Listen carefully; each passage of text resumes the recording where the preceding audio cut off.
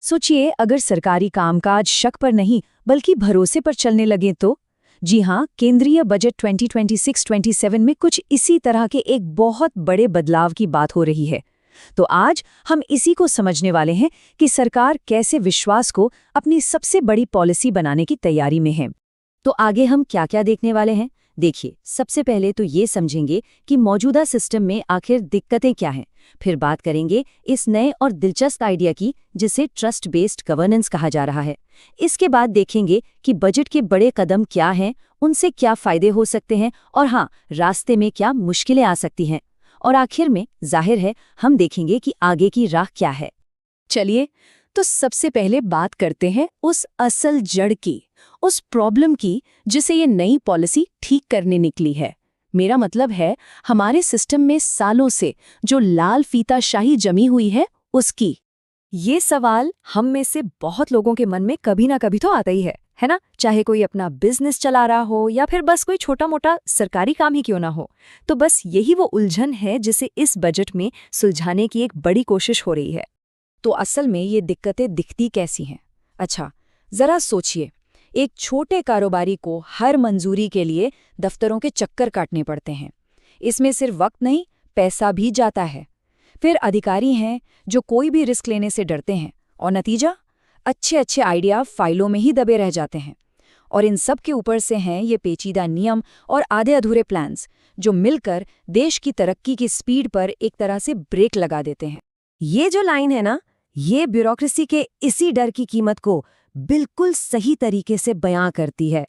मतलब, जब सिस्टम ही हर किसी को शक की नजर से देखने लगे, तो फिर बड़े से बड़े इरादे भी कैसे पूरे होंगे? वो तो अधूरे रह ही जाएंगे। तो भाई, इन सारी मुश्किलों के जवाब में बजट एक बहुत बड़ा बदलाव लेकर आया है। ये शासन की एक बिल्कुल ही नई सोच है। तो आखिर ये विश्वास आधारित शासन है क्या चीज? देखिए, बिल्कुल आसान शब्दों में कहें तो इसका मतलब है कि सरकार अब हर किसी पर शक करने की बजाय भरोसा करेगी। सोचिए जरा, अब हर काम के लिए कागजों का ढेर नहीं लगाना पड़ेगा, बल्कि टेक्नोलॉजी की मदद से काम तेजी से और भरोसे के आधार पर होगा। स्क्रीन पर जो ये फर्क दिख रहा है, ये मामूली नहीं, ये बहुत बड़ा है। देखिए, हम पहले साबित करो कि तुम सही हो वाले पुराने सिस्टम से निकलकर हम तुम पर भरोसा करते हैं, बस स्मार्ट तरीके से वेरीफाई करेंगे वाले एक नए सिस्टम की तरफ बढ़ रहे हैं। और ये सिर्फ नियमों का बदलाव नहीं है, ये तो पूरी सोच का, पूरे माइंडसेट का बदलाव है। एक ऐसा बदलाव जहां हर नागरिक और कारोबारी को डिफॉल्ट रूप से भरोसेमंद माना जाएगा। चलिए, अब ये देखते हैं कि इस नई सोच को असलियत में बदलने के लिए बजट में कौन-कौन से बड़े और ठोस कदम उठाए गए हैं। अब सबसे बड़े ऐलानों में से एक बिल्कुल नया और आसान इनकम टैक्स कानून। जरा सोचिए, एक ऐसा टैक्स सिस्टम जिसे समझने के लिए किसी एक्सपर्ट की जरूरत ही न पड़े, कैसा रहेगा? लक्ष्य साफ है, टैक्स की सारी उलझनें खत्म करनी है। व्यापार की रफ्तार बढ़ाने के लिए कस्टम्स में भी बहुत बड़े बदलाव हो रहे हैं। जो भरोसेमंद कारोबारी हैं, उनके लिए अब ज्यादातर काम ऑटोमेटिक हो जाएगा। मतलब, सामान की जांच कम से कम होगी और सारे क्लियरेंस एक ही डिजिटल विंडो से निपट जाएंगे। इसका सीधा सीधा मतलब क्या है? पोर्ट पर इंतजार कम और बिजनेस ज्यादा। ये स्लाइड बहुत अच्छे से समझा रही है कि कैसे भरोसेमंद कारोबारियों को एक तरह से इनाम दिया जा रहा है। देखिए, जो AEOs हैं, यानी ऑथोराइज्ड इकोनॉमिक ऑपरेटर्स, जिन्हें भरोसेमंद माना जाता है, उनके लिए ड्यूटी चुकाने का जो टाइम था, उसे 15 दिन से बढ़ाकर सीधा डबल 30 दिन कर दिया गया है। इससे होगा क्या? कंपनियों को अपना कैश फ्लो मैनेज करने में बहुत आसानी होगी और उन पर दबाव भी कम पड़ेगा। चलिए इसे एक आम जिंदगी के उदाहरण से समझते हैं। मान लीजिए किसी को एक NRI से कोई प्रॉपर्टी खरीदनी है, तो पहले क्या होता था? इसके लिए एक बहुत ही पेचीदा टैक्स नंबर लेना पड़ता था। लेकिन अब बस अपने पैन नंबर से जुड़ा एक सिंपल सा चालान भरना है, काम खत्म। ये वाकई में आम इंसान के लिए एक बहुत बड़ी राहत है।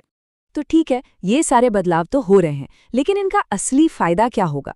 चलिए अब ये देखते हैं कि इनसे बिजनेस पर, आम लोगों पर और पूरी इकोनॉमी पर क्या असर पड़ने की उम्मीद है। उम्मीद तो यही है कि इन कदमों से कई अच्छे नतीजे निकलेंगे, जैसे कि बंदरगाहों पर इंतजार का समय घटेगा, जिसका मतलब है कि जो सामान हम ऑनलाइन मंगवाते हैं वो शायद और जल्दी घर आए। कंपनियों की लागत कम होगी तो हो सकता है कि चीज़ें थोड़ी सस्ते भी हों, सरकारी दफ्तरों के चक्कर कम लगेंगे और हाँ, दुनिया के बाजार में भारत की कॉम्पिटिटिवनेस यानी मुकाबला करने की ताकत और मजबूत होगी। और एक फायदा ऐसा भी है जो सीधे सीधे हमारी सेहत से जुड़ा है। कैंसर के इलाज में इस्तेमाल होने वाली 17 बहुत जरूरी दवाओं पर से कस्टम ड्यूटी पूरी तरह हटा दी गई है। ये सच में एक बहुत बड़ा और जरूरी कदम है जिससे इलाज का खर्च कम करने में मदद मिलेगी। लेकिन क्या ये सब इतना आसान होने वाला है? देखिए, एक सही विश्लेषण के लिए हमें उन चुनौतियों पर भी नजर डालनी होगी जो इस रास्ते में आ सकती हैं। तो क्या ये सफर बिना किसी मुश्किल के पूरा हो जाएगा? शायद नहीं। सबसे बड़ी चुनौती तो यही है कि कागज पर बनी अच्छी पॉलिसी को जमीन पर कैसे उतारा जाए। एक बड़ा सवाल ये भी है कि क्या हमारी ब्यूरोक्रेसी अपनी पुरानी आदतें छोड़ पाएगी? फिर सरकार के रेवेन्यू टारगेट का क्या होगा? और हाँ, दुनिया भर में जो जियोपॉलिटिकल टेंशन्स और ट्रेड वॉर चल रहे हैं, उनसे हम कैसे निपटेंगे? ये सब असल चुनौतियां हैं। तो फिर आखिर में सवाल ये उठता है कि इस अच्छी शुरुआत को एक लंबे समय की कामयाबी में कैसे बदला जाए। चलिए अब आगे की राह पर एक नज़र डालते हैं। आगे बढ़ने के लिए कुछ चीजें बहुत जरूरी हैं, जैसे हमें सस्ती लॉजिस्टिक्स और एनर्जी को भी सड़क और पुल जितना ही जरूरी इंफ्रास्ट्रक्चर मानना होगा। कस्टम और टैक्स के नियमों को एक जैसा करना होगा ताकि कोई कंफ्यूजन न रहे, और ऐसी नीतियां बनानी होंगी जिनका फोकस सिर्फ प्रोसेस पर नहीं बल्कि नतीजों पर हो। और हाँ, सबसे जरूरी, जो नया इनकम टैक्स एक्ट आ रहा है उसे सही ढंग से लागू करना होगा। ये सिर्फ नियम बदलने की बात नहीं है, ये काम करने का एक पूरा नया कल्चर बनाने की बात है।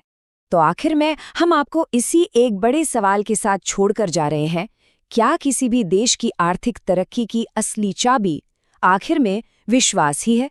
ये वो सवाल है जिसका जवाब हमें आने वाले समय में ही पता चलेगा, जब हम देखेंगे कि ये सुधार कितने कामयाब होते हैं।